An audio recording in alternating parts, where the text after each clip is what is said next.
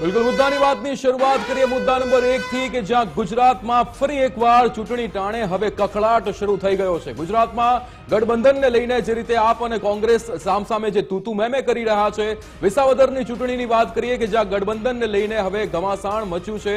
કોંગ્રેસ સાથે ગઠબંધન થવાનો આપના નેતાઓએ જે દાવો કર્યો છે, વિસાવદરની ચૂંટણીમાં ગઠબંધનનું નક્કી હતું તેવું નિવેદન પણ અહીંયા ઇટાલિયા દ્વારા આપવામાં આવ્યું છે। ત્યારે અહીંયા વિકાસ જે રીતે આ તૂતુ મેમે ફરીવાર શરૂ થઈ છે, વિસાવદરની ચૂંટણી અને આ તૂતુ મેમે ફરીવાર શરૂ।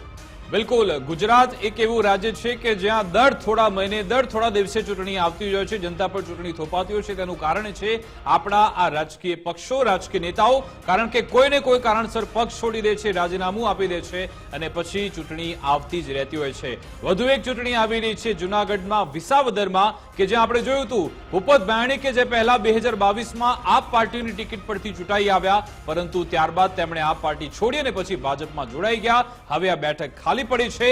સવાલ એ છે કે અત્યાર સુધી આ ચૂંટણી કેમ ન થઈ? કારણ કે એ વખતે જે ઉમેદવાર હતા હર્ષદ રીબડિયા, તેમણે હાઈકોર્ટમાં પિટિશન કરી કે આમાં અન્યાય થયો છે, એના કારણે આ ચૂંટણી વિલંબિત થઈ હતી। જો કે અંતે એમને ખ્યાલ આવ્યો કે હવે બધું બરાબર છે, કોઈ પિટિશન કરવાની જરૂરિયાત નથી, એટલે હર્ષદ રીબડિયાએ પિટિશન પરત ખેંચી લેતા અહીંયા પેટા ચૂંટણીનો રસ્તો સરળ થયો છે। પરંતુ એના બાદ મોટો સવાલ એ આવે છે કે ભાજપમાંથી, કોંગ્રેસમાંથી, આમ આદમી પાર્ટીમાંથી અહીંયા ઉમેદવાર કોણ હશે? અને અહીંયા પહેલો ઘા માર્યો છે આમ આદમી પાર્ટીએ, કારણ કે આમ આદમી પાર્ટીએ ચૂંટણીની તારીખો જાહેર થાય તે પહેલા ગોપાલ ઇટાલિયાને પોતાના ઉમેદવાર તરીકે જાહેર કરી નાખ્યા છે। ભાજપ અને કોંગ્રેસમાં હજુ પણ મનોમંથન, ગળમથલ ચાલી રહી છે, પરંતુ ગોપાલ ઇટાલિયાના નામની જાહેરાતની સાથે બીજો સવાલ વિસાવદરમાં હવે એ પણ ચર્ચાઈ રહ્યો છે કે શું અહીંયા ઇન્ડિયા ગઠબંધન અંતર્ગત ચૂંટણી લડવામાં આવશે? કારણ કે આપણે જોયું હતું લોકસભા ચૂંટણીમાં પણ કોંગ્રેસ અને આમ આદમી પાર્ટીએ ગઠબંધન કર્યું હતું।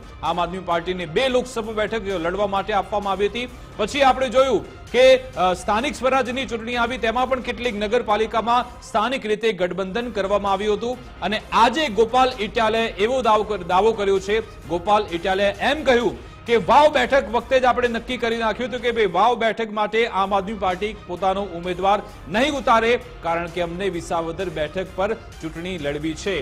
આ જ ગોપાલ ઇટાલિયા છે જે ગઈકાલ સુધી એમ કહેતા હતા કે જેનું જનતા સાથે ગઠબંધન હોય, જનતાના દિલ સાથે જોડાયેલ જે વ્યક્તિ હોય, તેને કોઈ ગઠબંધનની જરૂર નથી। પરંતુ આજે ગોપાલ ઇટાલિયા થોડા નરમ પડ્યા હતા, થોડા તેમના સૂર બદલાયા અને વિનંતીના સૂરમાં તેમણે કહ્યું કે મને વિશ્વાસ છે કે કોંગ્રેસ પોતાનો ઉમેદવાર ઉભો નહીં રાખે।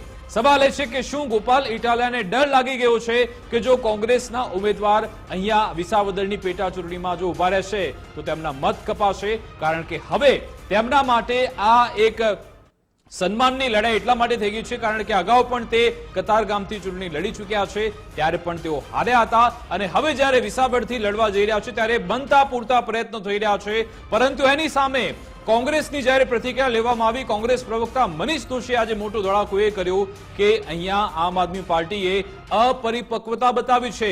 અહીંયા આમ આદમી પાર્ટી અમારી સાથે પહેલા તો સંવાદ કરવાની જરૂરિયાત હતી, અમારી સાથે ચર્ચા કરવાની જરૂરી હતી, પરંતુ એ પણ અહીંયા ન સમજાયું અને પછી હવે તે લોકોએ ઉમેદવાર જાહેર કર્યા છે।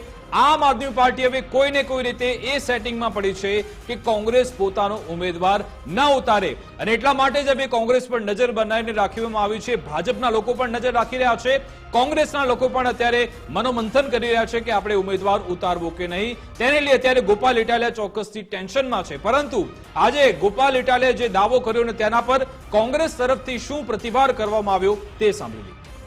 આ વિધાનસભાની ચૂંટણી કોંગ્રેસ લડશે, ત્યાં આમ આદમી પાર્ટીને ઉમેદવાર રાખે અને વિસાવદરની ચૂંટણી જ્યારે આવશે ત્યારે આમ આદમી પાર્ટી લડશે, કોંગ્રેસ ઉમેદવાર ઉભો નહીં રાખે। આવી વાત એ સમયે થયેલી અને અમારી વચ્ચે જે કાંઈ ડિસ્કશન ને ફાઇનલ થયેલું કોંગ્રેસ ને આમ આદમી પાર્ટી વચ્ચે, એ પ્રમાણે અમે અમારી ફરજ નિભાવી છે। અમે વાવની ચૂંટણીમાં કોઈ ઉમેદવાર ઉભો રાખ્યો ન હતો, એટલે અમને આશા છે, વિશ્વાસ છે કે જે વાત અમારી પહેલા ફાઇનલ થઈ ચૂકી છે કોંગ્રેસ સાથે, એ પ્રમાણે વિસાવદરમાં કોંગ્રેસ ઉમેદવાર ઉભો નહીં રાખે। અનુકૂળતા પ્રમાણે ઉમેદવારની આપે જાહેરાત કરી છે, એમનો અબાધિત અધિકાર છે, પણ એનો અર્થ એ પણ નથી કે કોંગ્રેસ પક્ષ ઉપર ગમે તેવા આરોપો મૂકે, કોંગ્રેસ પક્ષ વિશે ગમે તેવી વાત કરે।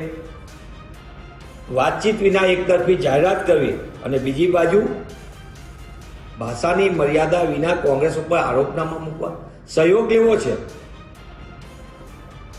અને પાછું બીજી બાજુ કોંગ્રેસ ઉપર ગમે એવું આરોપે મૂકવા છે. જે રીતે તાજેતરના પરિણામો સ્થાનિક સ્વરાજના છે, ગુજરાતની મોટા ભાગની સ્થાનિક સ્વરાજની સંસ્થામાં આપે ડિપોઝિટ ગુમાવી છે. ત્યારે જે રીતે ગોપાલ ઇટાલિયાનું નિવેદનથી રાજકારણ ગરમાયું છે, તેમાં ભાજપના પ્રવક્તા યજ્ઞેશ દવેની પણ પ્રતિક્રિયા સામે આવી હતી. તેમણે કહ્યું કે ગોપાલ ઇટાલિયા નેગેટિવ નિવેદન કરીને ચર્ચામાં રહે છે. કથાકારો મહિલાઓ માટે જેમ તેમ બોલતા હોય છે તેવું નિવેદન યજ્ઞેશ દવે આપે છે. બિલકુલ, એટલે કે ભાજપે પણ અહીંયા પ્રહાર કરવાનો મોકો છોડ્યો નથી. શું પ્રતિકાર આપવામાં, શું આમાં વાર પલટવાર થયા એ પણ સાંભળ્યું. ભારતીય જનતા પાર્ટી કોઈને ખરીદતું નથી અને ખરીદ ફરોખ એ ભારતીય જનતા પાર્ટીનો ધંધો નથી. અને મારે ગોપાલ ઇટાલિયાને એટલું જ કહેવાનું કે નેગેટિવ નિવેદનો આપી અને ચર્ચામાં રહેવું કે નેગેટિવ પ્રવૃત્તિ કરીને ચર્ચામાં રહેવું, ભૂતકાળની અંદર ગૃહમંત્રીને જૂતું મારવું, ભૂતકાળમાં કથાકારો બ્રાહ્મણો માટે ગમે તેમ એલફેલ બોલવું, મહિલાઓ માટે એલફેલ બોલવું, આ ગોપાલભાઈના માટે એ સામાન્ય વસ્તુ થઈ ગઈ છે. તો આ અંગે વિશ્લેષણ કરીશું. અમારી સાથે વરિષ્ઠ પત્રકાર જગદીશભાઈ મહેતા ફોનલાઈન પર જોડાઈ ગયા છે. જગદીશભાઈ, આપનું ગુજરાત ફર્સ્ટમાં સ્વાગત છે. જગદીશભાઈ, કોંગ્રેસ અને આમ આદમી પાર્ટી હજી તો ચૂંટણી મેદાનમાં ઉતરે, ચૂંટણી રણમાં ઉતરે પહેલા જ તું મેમે શરૂ થઈ ગઈ છે. કોંગ્રેસ કહી રહી છે કે ભાઈ આમાં તમે અપરિપક્વતા બતાવવામાં આવી છે. આમ આદમી પાર્ટી એવું કહી રહી છે કે તમારે કમિટમેન્ટ યાદ રાખવું પડશે, તમારે વિશ્વાસ અમને સંપાદન કરવું પડશે કે વાવ વખતે આપણે જે ફોર્મ્યુલા અપનાવી હતી અહીંયા પણ તમે અપનાવો. કઈ રીતે જુઓ છો આપ એને? विकास भाई, जिसका डर था वो ही होने जा रहा है. પહેલી વાત એ કે મુશ્કેલી આ જ હતી કે દરેકનો એનિમી એટલે કે હરીફ, દરેકનો હરીફ એક જ છે, ભારતીય જનતા પાર્ટી. આમ આદમી પાર્ટી હોય, કોંગ્રેસ હોય, અપક્ષ હોય યા અસંતુષ્ટ હોય, બધાનો એક જ હરીફ છે ભારતીય જનતા પાર્ટી. પરંતુ ભારતીય જનતા પાર્ટીને આટલા સારા શત્રુ જો આટલા સારા હોય તો મિત્રોની કોઈ જરૂર નથી. હજી જેમ તમે વિકાસભાઈ કીધું તેમ ભેંસ ભાગોળે છે, સાગોળે ને ઘરમાં ઘમાઘમ. હજી તો કઈ નક્કી નથી. ચૂંટણી પંચે તારીખ જાહેર નથી કરી, ભારતીય જનતા પાર્ટીએ ઉમેદવાર જાહેર નથી કર્યો, કોંગ્રેસે ઉમેદવાર જાહેર નથી કર્યો. ખાલી આમ આદમી પાર્ટીએ ગોપાલ ઇટાલિયાનું નામ શું મૂક્યું, ઘમાસાણ મચી ગયું છે. એનો અર્થ એમ છે કે બકરાની લીંડીની જેમ જો વિપક્ષો હજી પણ છૂટા છવાયા રહેશે તો ભારતીય જનતા પાર્ટીને ભાવતું હતું ને વૈદ્ય કીધું એના જેવું થશે અને આરામથી આ નૌકા પાર કરી જશે. પરંતુ જો કોંગ્રેસથી માંડીને તમામ વિપક્ષો, અસંતુષ્ટો, અપક્ષો બધાય એક મુદ્દાનો 1 to 1 એવો જો કાર્યક્રમ થાય વિસાવદરની બેઠક ઉપર 1 to 1 કોંગ્રેસ વર્સિસ આમ આદમી પાર્ટી, એ જો લડત થાય તો ગુજરાતમાં તાજેતરના ઇતિહાસની શાયદ સૌથી રોચક અને થ્રિલર કે હોરર એવી ચૂંટણીનો માહોલ જોવા મળી શકે.